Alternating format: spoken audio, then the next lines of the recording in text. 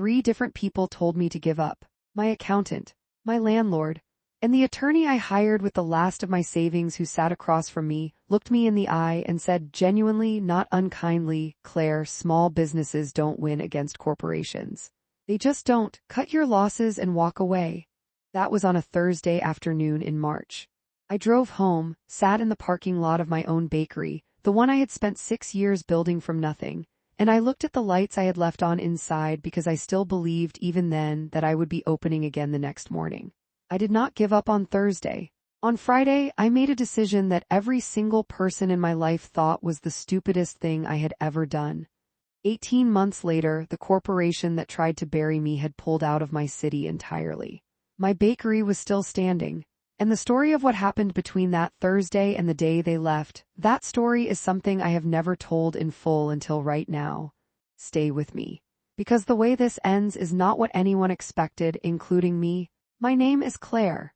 Some details in this story have been changed: names, locations, specific numbers, but everything that happened is real. If you have ever owned a small business or watched someone you love pour their entire life into one, this story is going to hit very close to home. 6 years before any of this started, I opened a small bakery in a mid-sized city in the Midwest. Not a franchise, not a concept I bought from someone else. A real, from-scratch, made-with-my-own-hands bakery that I built on a $30,000 loan from my parents, a second-hand commercial oven I found on Craigslist, and approximately 0 prior business experience. What I had instead of experience was a product that people genuinely loved. My grandmother's recipes, updated slightly for modern tastes, made with real ingredients, sold at prices that were honest without being cheap. Within the first year, I had regulars. Within 2 years, I had a wait list for custom orders.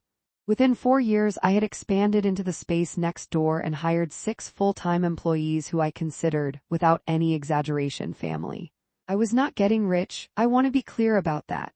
The margins in a small bakery are not the margins of a tech startup. Every month was a careful balancing act between ingredients, labor, rent, and enough left over to keep the lights on and maybe take a small salary for myself. But I was doing it. I had built something real and alive in my community, and I was prouder of it than I had ever been of anything. Then Grainger Foods arrived.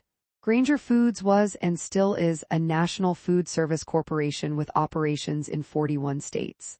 Cafes, bakeries, fast casual lunch spots. They ran them all under various brand names, all designed to look local, all operated with the efficiency and cost structure that only a company doing $3 billion in annual revenue can achieve. They moved into a retail space 4 blocks from me.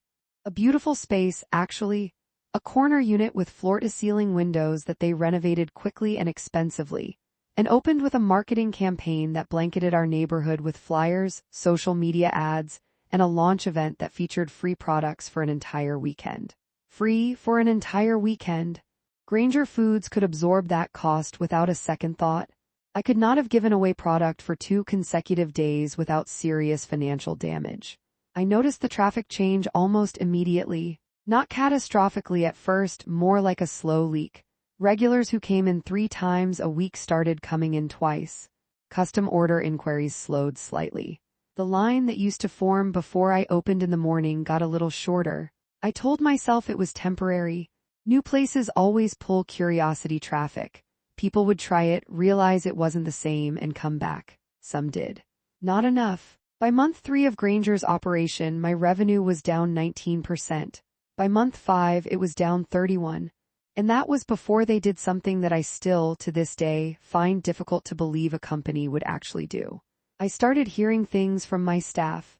Small things at first, a customer mentioning that a Grainger employee outside their location had handed her a coupon as she walked toward my door.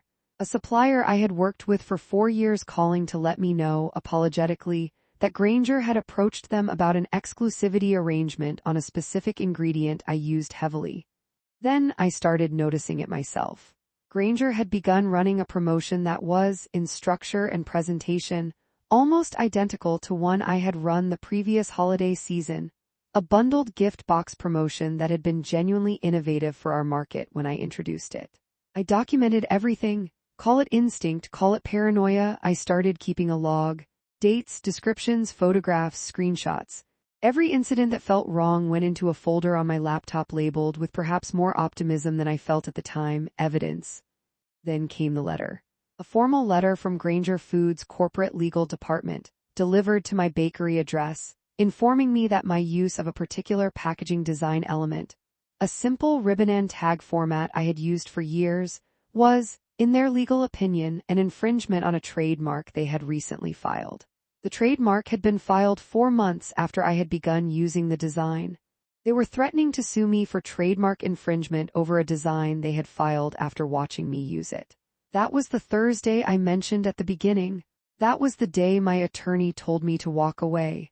I want to tell you what went through my mind sitting in that parking lot because I think it matters. I thought about my 6 employees, Maya, who had been with me since year 1 and had just had her second baby. Tom, who was working his way through community college and counted on his hours at my bakery to make rent. 4 others who had shown up every single morning and given me everything they had. I thought about my parents, who had given me $30,000 on nothing but faith in me, and what it would mean to call them and say it hadn't worked. I thought about my grandmother, whose recipes were literally inside the walls of that building, baked into the flour dust and the smell of the place, and what it would feel like to hand that over to a corporation that would replace it with a standardized product engineered in a test kitchen somewhere. And I thought about the 14 other small food businesses I knew of in my city that Grainger had moved near in the previous 3 years. 11 of them had closed. 11. I was not going to be the 12th. I called my attorney back that evening and told her I wasn't settling. She was quiet for a moment and then said, "Okay, then we need to talk about a different kind of strategy because fighting them in court is not something your finances can survive." "I know," I said. "So we're not going to fight them in court?" What happened next was not a single dramatic move. It was a series of smaller moves made carefully over several months that I want to walk you through because I think they matter more than the ending. The first move was community. I had spent 6 years building relationships in my neighborhood and I had never once leaned on them deliberately. I started leaning on them. I reached out to the 14 other small food businesses in my area, the deli 2 streets over, the coffee shop around the corner, the family-owned lunch counter that had been operating for 22 years, and I said, "Grainger is not just coming for me, they have a pattern, let me show you the data." I shared everything I had documented, and then I asked if they had documented anything. They had. Together, across 7 businesses, we had a picture of a pattern of behavior that no single one of us could have seen alone. The second move was press. A local journalist had written a small piece about Grainger's arrival in our neighborhood that was largely positive: new jobs, community investment, the standard framing. I reached out to her privately and said, "I think there's a different story here. I have documentation. I have other business owners who will speak on record." She was interested. The piece she wrote 3 weeks later was not front-page news. It ran in the local section of our city paper and got picked up by a regional business journal. But it named Grainger Foods specifically, quoted 4 local business owners including me, and documented the pattern of their behavior in our market clearly enough that it was uncomfortable reading. Grainger's PR team responded with a bland corporate statement about their commitment to community partnership. The statement was quoted in a follow-up piece that our journalist wrote, alongside the specific incidents we had documented. Bland corporate statements look very bad when placed next to specific documented incidents. The third move was the trademark. This one I am most proud of, and I want to be careful with how I describe it. Patricia, my attorney, had done her research on Grainger's trademark filing. What she found was that the trademark application had specific procedural vulnerabilities. The filing was not airtight. There were grounds to challenge it legitimately through the Trademark Office's standard opposition process, a process that does not require courtroom litigation and is significantly less expensive than a civil lawsuit. We filed the opposition. Grainger's legal team responded. The process moved forward through the appropriate channels.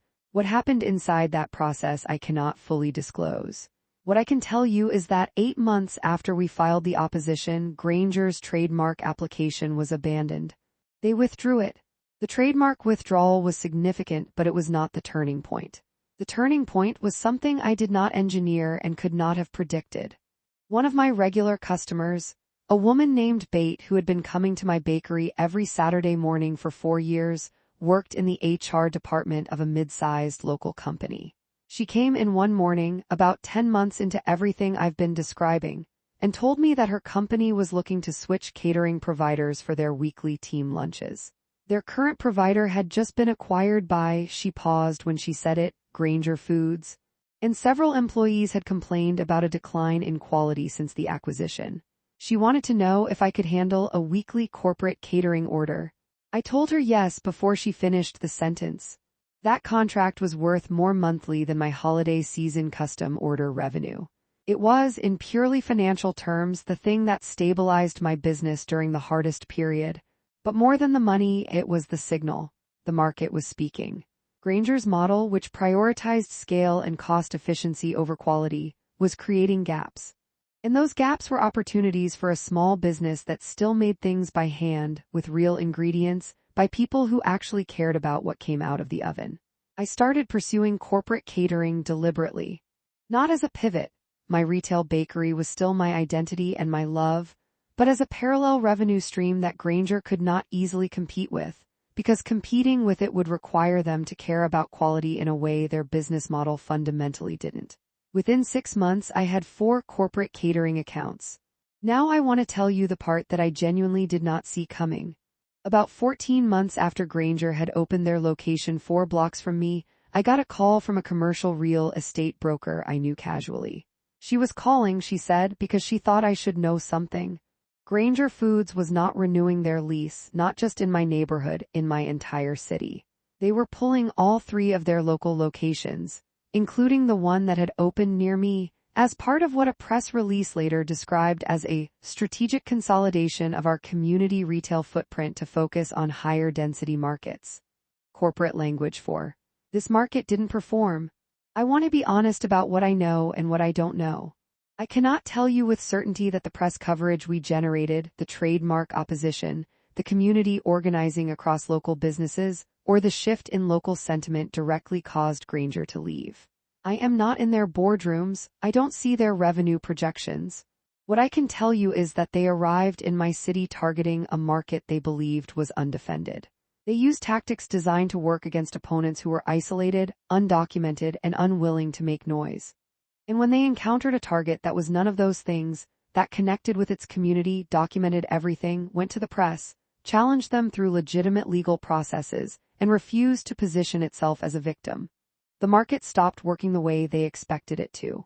They left. My bakery is still standing, and the journalist who first covered our story wrote a final piece when Grainger announced their departure. She quoted me in it. The quote that ran was this: "Small businesses don't win against corporations when they fight alone. But we didn't fight alone." It has been almost 2 years since Grainger closed their location near me. My revenue recovered fully within about 8 months of their departure, and has since grown beyond what it was before they arrived, partly because of the catering business, partly because the press coverage brought me customers from across the city who wanted to support what we represented, and partly, I think, because going through something that hard and surviving it changes how you run a business. It made me sharper, more strategic, and significantly less willing to take the health of what I had built for granted. Maya is still with me. So is Tom. He finished his degree last spring, and I promoted him to operations manager because he had earned it completely. My staff is now 8 people, and I have a waiting list for corporate catering that I am still working through. The other business owners I connected with during all of this, the deli, the coffee shop, the family lunch counter, are all still operating. We have a group chat that started as strategy and turned into something more like friendship. We refer customers to each other, we share supplier contacts, we show up to each other's events. Something came out of the worst period of my professional life that I could not have built intentionally, and my grandmother's recipes are still in the walls of that bakery, right where they belong. I did not win because I was smarter than Grainger Foods. I am one person with a commercial oven and a grandfather's worth of flour on my apron at any given moment. I was not, by any measure, their equal in resources, reach, or legal firepower. What I had instead was specificity. I knew my community in a way they never could. I knew my customers by name. I knew which supplier relationships mattered and why. I knew the story of what I was building well enough to tell it to a journalist in a way that made people care. Large corporations are powerful in ways that are real and should not be minimized. But they are also generic in ways they cannot help. They operate at a scale that makes genuine community connections structurally impossible. And in markets where community connection is the product, where people choose you not just because of what you sell, but because of who you are, that genericism is a weakness that no amount of marketing budget fully covers. They told me small businesses don't win against corporations. What I learned is that they don't win the way corporations fight. They win the way communities fight. And those are two completely different things. If you own a small business or you know someone who does, I hope some part of this story was useful to you. Not just inspiring in a general way, but actually useful. Because the tactics matter, community matters. Documentation matters. Telling your story matters. If you've ever fought back against something that felt too big to beat, whether it was a corporation, an institution, a system, or just a situation that everyone told you was already decided, tell me about it in the comments. I want to hear it. And if you want to hear the story of the one thing I almost got badly wrong during all of this, a decision I made in month 7 that nearly unraveled everything we had built, that story is coming next. Subscribe and hit the bell so you don't miss it. Thank you for watching. And if you have a small business you love, go support it this week. It matters more than you know. I'll see you in the next one.